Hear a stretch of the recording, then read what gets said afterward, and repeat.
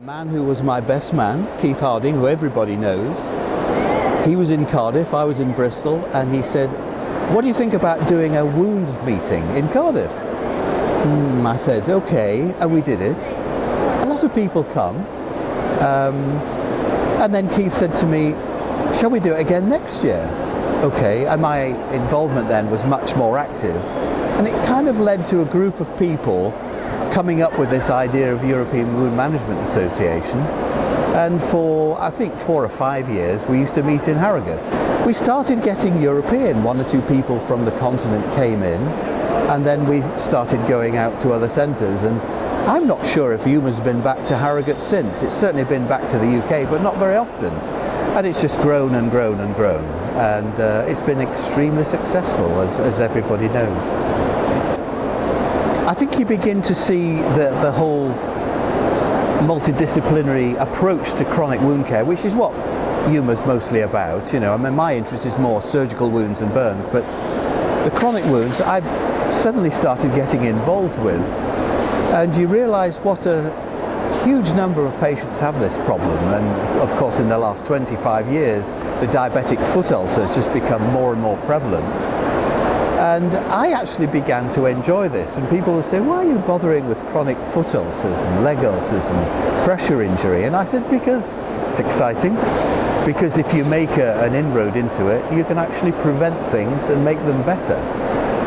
There's been a clear domination here by the industry.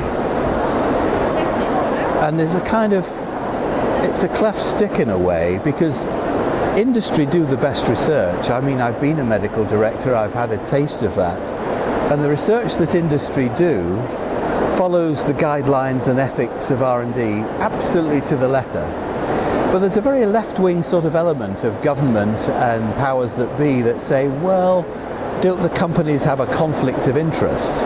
I would like to see EWMA get involved more with research. I mean, with the networking and multi-centred chances, we could do that a lot with EWMA. And EWMA's rise to find grants for people to go and do research or experiences in special centres has been phenomenal. I mean, it's beyond my wildest dreams.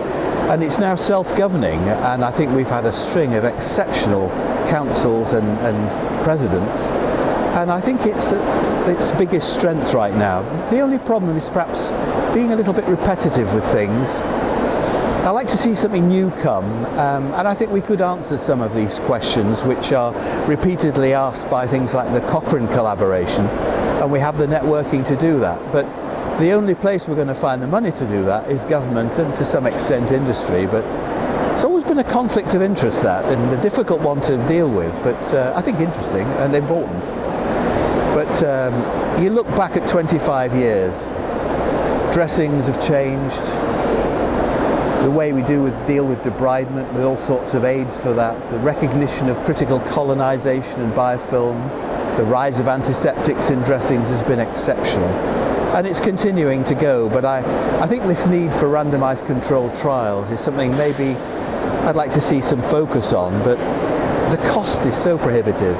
I think there's a lot to be learned from the Middle East, particularly Australia and the Pan-Pacific Ring, the North American side, and maybe EWMA could maybe have a joint meeting with them once every 3 years, a tripartite meeting. The American version has become a lot more research-based, and a lot more, particularly for the nurses in the American equivalent of EWMA, postdoctoral. I mean, look, this is the biggest meeting. The exhibition I've just had a look around is outstanding. The titles in the symposia are brilliant.